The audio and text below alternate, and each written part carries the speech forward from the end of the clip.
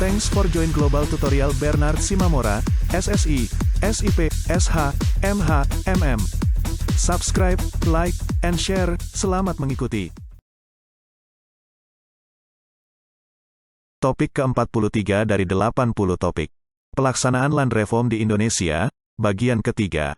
Absen T, asas tanah pertanian harus dikerjakan secara aktif oleh pemiliknya, yang termuat dalam pasal 10 diatur pelaksanaannya dalam PP nomor 224/1961 dan nomor 41/1964. Pemilikan tanah pertanian secara absen T atau dalam bahasa Sunda, guntai adalah pemilikan tanah yang letaknya di luar daerah tempat tinggal yang empunya. Ketentuan-ketentuan itu diatur di dalam Pasal 3 Peraturan Pemerintah Nomor 224 Tahun 1961 dan Pasal 1 Peraturan Pemerintah Nomor 41 Tahun 1964, tambahan Pasal 3A sampai dengan 3E. Peraturan tersebut pada pokoknya melarang pemilikan tanah pertanian oleh orang yang bertempat tinggal di luar kecamatan tempat letak tanahnya. Larangan itu tidak berlaku terhadap pemilik yang bertempat tinggal di kecamatan yang berbatasan dengan kecamatan tempat letak tanah yang bersangkutan, asal jarak antara tempat tinggal pemilikan dan tanahnya menurut pertimbangan Panitia Land Reform Kabupaten masih memungkinkan untuk mengerjakan tanah tersebut secara efisien. Apakah ada pengecualian dari larangan absen T itu? Jawabannya adalah ada. Adapun yang dikecualikan dari larangan absen T sebagai berikut. 1. Mereka yang menjalankan tugas negara. 2.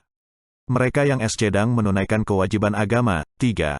Mereka yang mempunyai alasan khusus yang dapat diterima oleh Menteri Agraria Kepala Badan Pertanahan Nasional.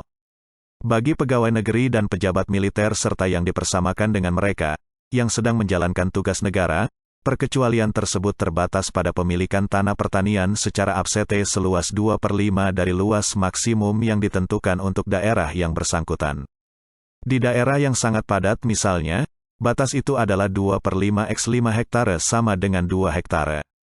Dalam perkecualian itu, termasuk pula pemilikan oleh istri dan anak yang masih menjadi tanggungan.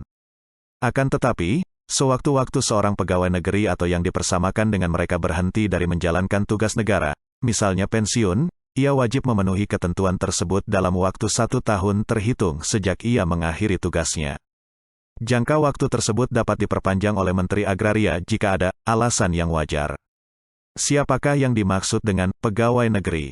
Dalam Pasal 1 huruf A UU Nomor 8 Tahun 1974 tentang pokok-pokok kepegawaian, ditentukan bahwa pegawai negeri adalah mereka yang setelah memenuhi syarat-syarat yang ditentukan dalam peraturan perundang-undangan yang berlaku diangkat oleh pejabat yang berwenang dan diserahi tugas dalam sesuatu jabatan negeri atau diserahi tugas negara lainnya yang ditetapkan berdasarkan suatu peraturan perundang-undangan dan digaji menurut peraturan perundang-undangan yang berlaku. Yang termasuk pegawai negeri adalah anggota Tentara Nasional Indonesia dan Kepolisian, pegawai-pegawai perusahaan negara, serta bank-bank negara dan daerah swatantra. Apakah tanah absen T itu boleh dialihkan, dihibahkan, kepada pegawai negeri yang tidak bertempat tinggal di kecamatan tempat tanah yang bersangkutan?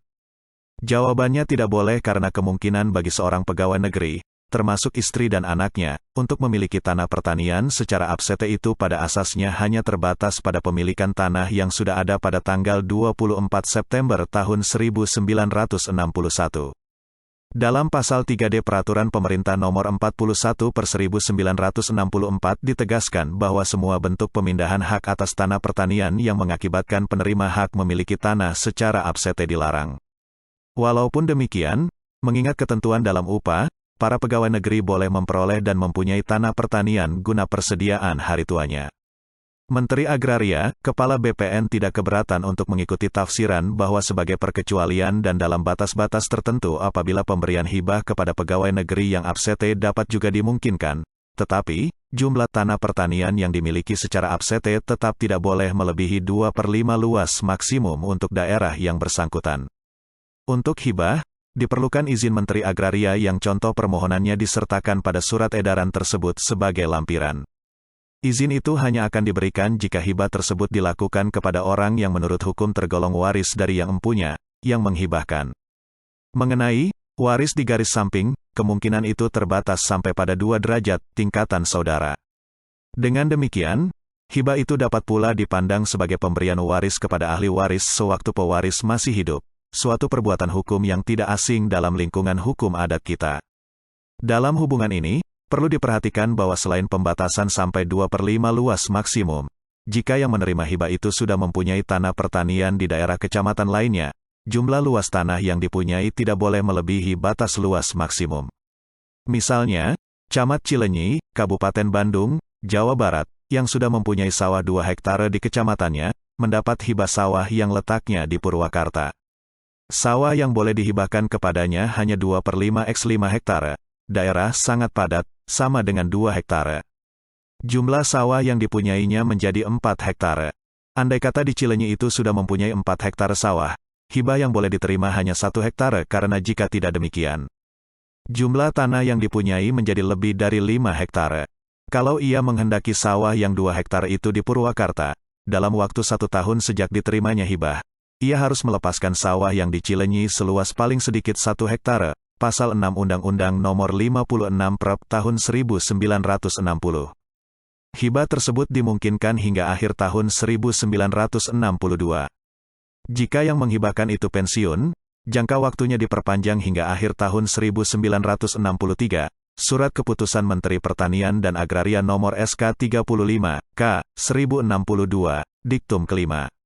Sekarang, hibah dimaksud tidak boleh lagi dilakukan. Pengaturan lain tentang tanah absete, tanah telantar terdapat dalam PP Nomor 11 Tahun 2010 yang dijabarkan lebih lanjut melalui Peraturan Kepala BPN Nomor 4 Tahun 2010 yang telah diubah oleh Peraturan Kepala BPN Nomor 9 Tahun 2011. Yang dimaksud dengan tanah telantar berdasarkan Peraturan Kepala BPN Nomor 4 Tahun 2010 adalah tanah yang sudah diberikan hak oleh negara berupa hak milik, hak guna usaha, hak guna bangunan, hak pakai, dan hak pengelolaan atau dasar penguasaan atas tanah yang tidak diusahakan, tidak dipergunakan, atau tidak dimanfaatkan sesuai dengan keadaannya atau sifat dan tujuan pemberian hak atau dasar penguasaannya. Berdasarkan Pasal 3 Peraturan Kepala BPN Nomor 4 Tahun 2010, penertiban tanah telantar sebagaimana dilakukan melalui beberapa tahapan sebagai berikut. 1. Inventarisasi tanah hak atau dasar penguasaan atas tanah yang terindikasi telantar. 2. Identifikasi dan penelitian tanah terindikasi telantar. 3. Peringatan terhadap pemegang hak. 4. Penetapan tanah telantar.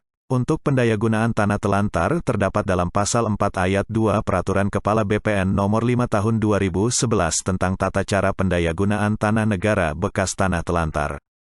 Maksudnya, tanah telantar dialokasikan secara nasional untuk kepentingan masyarakat dan negara melalui 1. Reforma agraria, 2. Program strategis negara, dan 3. Cadangan negara lainnya. Demikianlah materi topik ke-43, Administrasi Pertanahan. Channel ini akan sangat membantu pemahaman mahasiswa yang sedang kuliah di berbagai perguruan tinggi, dan wawasan bagi masyarakat umum. Untuk pemahaman yang lebih baik, putar dan dengarkan video tutorial berulang-ulang. Subscribe dan like, agar Anda mendapatkan update tutorial lainnya. Bagikan juga link video ini, agar teman lain mendapatkan manfaat channel ini. Terima kasih. Sampai jumpa.